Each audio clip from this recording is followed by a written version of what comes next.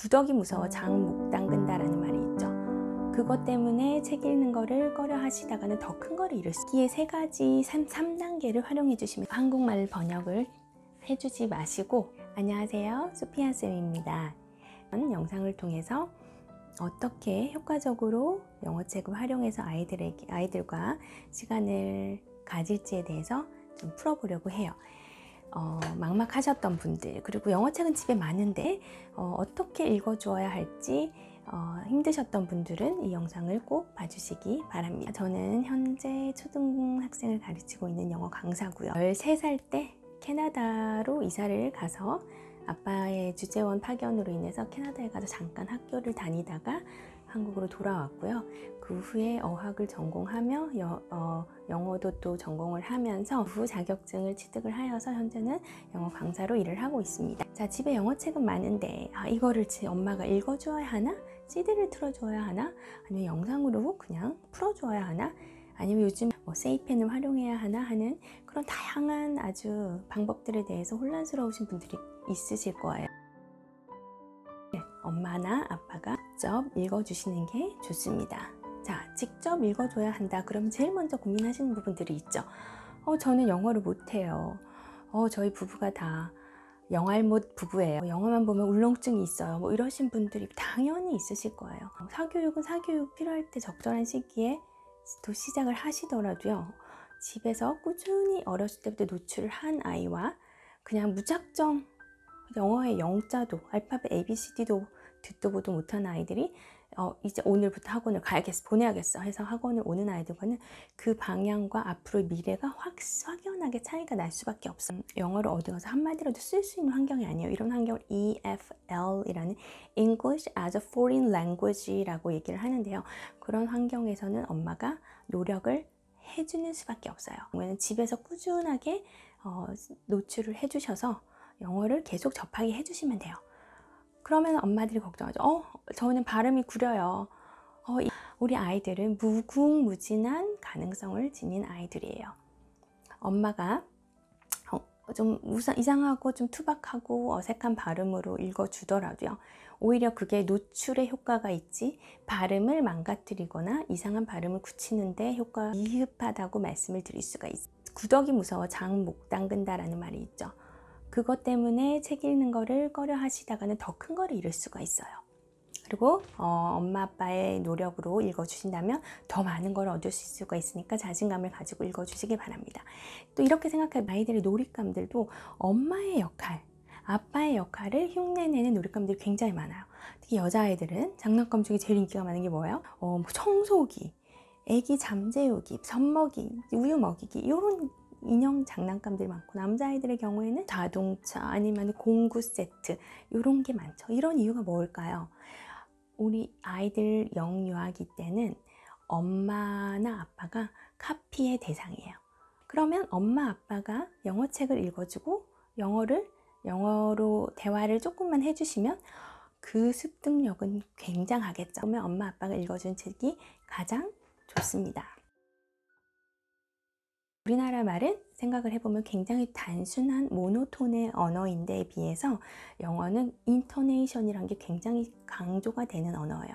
그래서 같은 발음이어도 인토네이션에 따라서 뜻이 바뀔 수도 있을 정도로 상당히 그 톤이 중요한 언어이기 때문에 영어책을 한글처럼 단순한 음조로 읽어주시면 굉장히 지루하고 또 아이들이 실제 영어와 좀 거리가 멀게 느껴질 수 있어요. 그래서 그 부분을 좀 특히 강조해서 읽어주시고 또 목소리도 바꿔주시고 또 감정 표현도 많이 해주셔서 읽어주시는 게 아이들에게 쏙쏙 들어올 수 있습니다. 특히 소리에 민감한 시기인 그런 영유아 시기에는 엄마 아빠가 목소리를 좀 바꿔가면서 재미있게 읽어주시면 아이들에게 더 효과적으로 전달될 수 있습니다. 읽기의 세 가지 3단계를 활용해 주시면 좋아요. 자, 첫째, 읽기 전 단계가 있겠죠. pre-reading이라고 해요. 그때는 책을 한 권 고르셨다면 그 책 표지에 대해서, 그림에 대해서 얘기를 좀 해주시는 게 좋아요. 이 오징어인지 문어인지 모르는 이 동물에 대해서 얘기를 좀 해보시는 게 좋겠죠. 자, this is a book about ocean, sea. What is your favorite animal? Sea animal. 이런 식으로 가장 좋아하는 동물이 뭐야? 바닷가에 갔을 때 우리 뭐 봤지? 이게 오징어 같아? 문어 같아? 맞아. 오징어인가? 오징어는 맛이 어떻지? 오징어는 어떻게 수영을 하지? 이런 식으로 좀 아이들의 흥미를 유발시켜 주시면 자연스럽게 책 읽기 단계로 들어갈 수가 있어요. While reading은 이제 당연히 책 텍스트에 포커스를 해야 되는 단계인데요. 목소리도 좀 업다운을 해주시고 크게 작게 아니면 좀 액션도 취해주시고 아이들의 흥미를 끌어주셔야 돼요. 아이와 즐거운 놀이 시간이라고 생각을 해주셔야지 아이들도 재미있게 받아들일 수 있어요.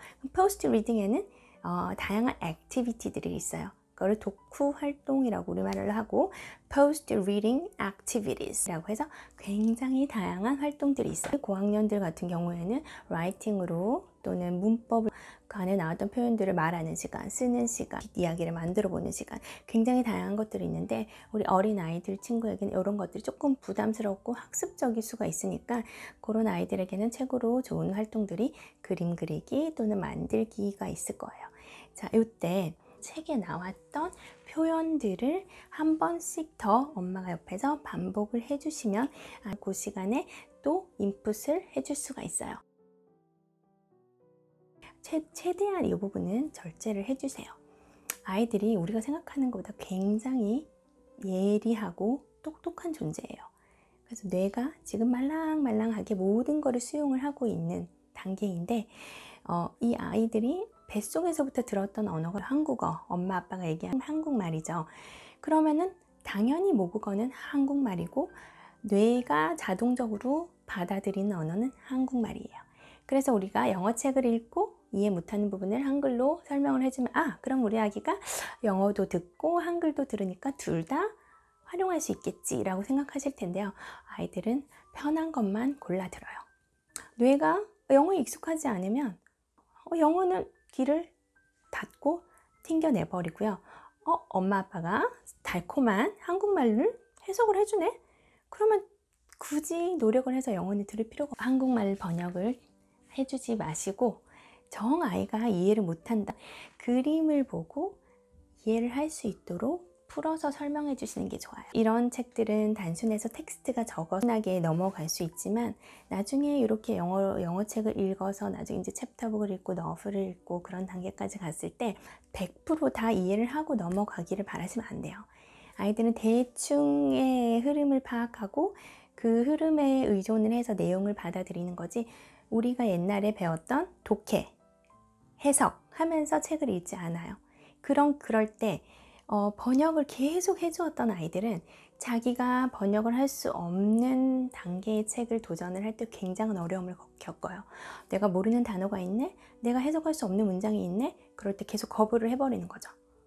하지만 이렇게 추론을 하고 내용을 이해하고 넘어간 아이들은 아무리 어려운 책을 도전을 하는 단계가 됐을 때도 감각으로 그림을 보면서 자신의 나름을 파악해가는 능력을 기를 수가 있어요. 자, 독후 활동이 왜 필요할까요? 그러면 독후 활동에 대한 다양한 이론들이 있는데요. 독후 활동을 했을 때는 꼭 영어책이 아니더라도 한글책도 마찬가지예요. 그 내용을 다양한 방법으로 표현을 하면서 표현력이 길러지고요. 또 그 책의 내용을 확장을 해서 다른 그림 그리기, 만들기 이렇게 표현을 하면서 상상력이 길러져요. 그러고 나서 책을 한 번 읽고 그냥 덮어버릴 수 있는 책 내용을 엄마와 함께 계속 얘기를 하면서 다양한 활동으로 연결을 하면 그 책 내용을 다시 한번 상기시키고 다양한 활동들을 돌아가면서 하면서 또 읽고 반복적으로 책을 접할 수 있게 돼요. 마지막으로 이렇게 다양하고 재미있는 활동들을 하면서 영어책을 읽는 시간이 좀 더 재미있고 즐거울 수 있습니다. 자, 이렇게 5가지를 말씀을 드렸는데 그때부터 영어를 즐겁게 한 아이들은 그 영어에 대한 즐거움과 재미를 끝까지 가지고 가는 경우가 많아요. 그냥 가르치고 있는 초등부 아이들도 보면 영어를 잘하고 못하고 상관없이 영어를 즐기는 아이들이 승자예요. 그 아이들은 거부감이 없기 때문에 조금 어려운 단계를 도전을 하는 거에 대한 어려움을 느끼지 않는데 영어 자체가 싫고 어렵고 힘들 레벨에서도 굉장히 어려움을 많이 겪고 있는 게 현실입니다. 이런 과정들이 하루아침에 될 거라고 예상은 기대를 하시는 거는 조금 무리가 있을 것 같아요. 특히 언어의 경우에는 인풋이 차고 넘쳐야 아웃풋이 겨우 나오는 정도예요. 하지만 이런 유아기 때 우리가 뭐 당장의 결과를 바라고 공부를 시키는 단계가 아닌 어린 나이 때 굉장히 많은 인풋을 넣어주고 엄마 아빠들께서 조금만 노력을 하시면 장기적으로 오래 바라보고 가는 길이 꽃길이 될 것입니다.